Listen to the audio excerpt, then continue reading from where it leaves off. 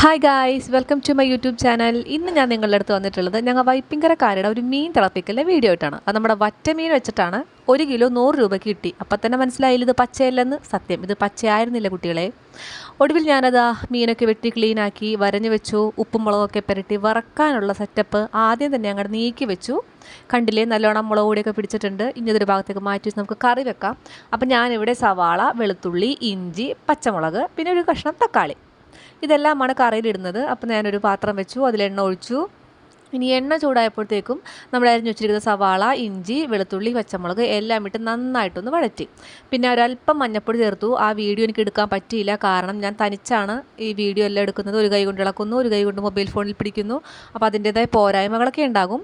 അപ്പോൾ നമ്മുടെ മുളക് പൊടി ഇട്ടു. നമ്മളുടെ എരിവിന് ആവശ്യമായിട്ടുള്ള മുളക് പൊടി ചേർക്കാം. ഞാനിവിടെ നന്നായിട്ട് മുളക് പൊടി ചേർക്കും. ഇവിടെ എൻ്റെ ഹസ്ബൻഡിന് എരിവ് നന്നായിട്ട് വേണം. മുളക് പൊടി നന്നായിട്ട് മൂത്ത് കഴിയുമ്പോൾ അരിഞ്ഞു വെച്ചിരിക്കുന്ന തക്കാളി കൂടി ചേർത്ത് നന്നായിട്ടൊന്ന് വഴറ്റി കൊടുക്കുക. ഈ സമയം നന്നായിട്ട് തക്കാളി വഴറ്റിപ്പോൾ ഞാൻ വെള്ളം ഒഴിച്ചിട്ടുണ്ട്. നന്നായിട്ട് വെള്ളം ഒഴിക്കുക. പിന്നെ ഞങ്ങൾ വൈപ്പിങ്കരക്കാർ മീൻ തിളപ്പിക്കുമ്പോൾ കുടംപുളി ഒന്നുമല്ല ചേർക്കാറ്, നല്ല ചൊറുക്കയാണ്. തക്കാളിയും ചൊറുക്ക നിങ്ങളൊന്ന് ട്രൈ ചെയ്ത് നോക്കണം. ഇതിൻ്റെ ടേസ്റ്റ് പറഞ്ഞറിയിക്കാൻ പറ്റാത്തതാണ്. അപ്പോൾ നമ്മുടെ ചൊറുക്ക ഇട്ടു. പിന്നെ ഒരല്പം ഉപ്പും ചേർത്തു നന്നായിട്ട് ഇളക്കി. പതുക്കൊന്ന് തിള വന്നിട്ടുണ്ട്. ഈ തിള വന്ന സമയത്ത് ഞാൻ എൻ്റെ നുറുക്കി വെച്ചിരുന്ന മീൻ കഷ്ണങ്ങളെല്ലാം അതിനകത്തേക്ക് ഇട്ടു മൂടി വെച്ചു. നിങ്ങളൊരു കാര്യം ശ്രദ്ധിക്കണം, ഞാനിതിൽ വേപ്പില ചേർത്തിട്ടില്ല. ഞാൻ എപ്പോഴും മീൻ കറി വെക്കുന്ന ടൈമിൽ വേപ്പില ചേർക്കാറില്ല.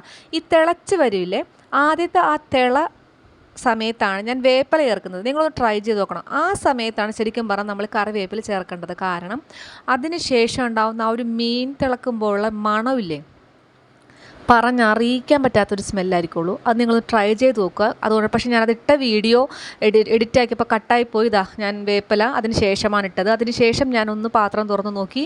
നല്ല സ്മെല്ലാണ് വരുന്നത്, നല്ല അടിപൊളി സ്മെല്ല്, കൊതി വരുന്ന വേപ്പിലയുടെ മീൻകറിയുടെ ഒക്കെ മണം. അത് പറഞ്ഞറിയിക്കാൻ പറ്റില്ല ഗായ്സ്.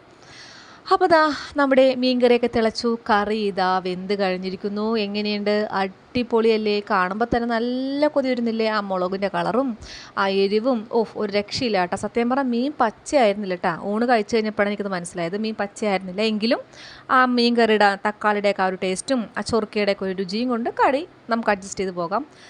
അപ്പം നമ്മളിതാ ഊണ് കഴിക്കാൻ പോകുന്നു. ഒരു ബീറ്റ്റൂട്ട് തോരനും പിന്നെ വറ്റ വറുത്തതുണ്ട്. ഒരു വാലിൻ്റെ കഷ്ണം ഞാനിട്ടു. എനിക്ക് പൊതുവേ വാലാണ് ഇഷ്ടം. ഏത് മീനിൻ്റെയും വാലേ ഞാൻ കഴിക്കുകയുള്ളൂ. ഞാനൊരു വാലേ തൂങ്ങിയാണ് ഗായ്സ്. അപ്പോൾ ഇനി നമുക്ക് ഈ കഷ്ണമൊക്കെ ഒന്ന് മാറ്റിയിട്ട് പിടി പിടിക്കാം. മീനിൻ്റെ ചാറ് കുഴച്ചു. അതിലേക്ക് ഞാൻ കുറച്ച് ബീറ്റ്റൂട്ട് തോരനിട്ടു. മീനിൻ്റെ ഒരു കഷ്ണം കൂടി ചേർത്തു. ഒന്നും പറയണ്ട ഗായ്സ്, സൂപ്പറായിരുന്നു. മീൻ പച്ചയല്ല.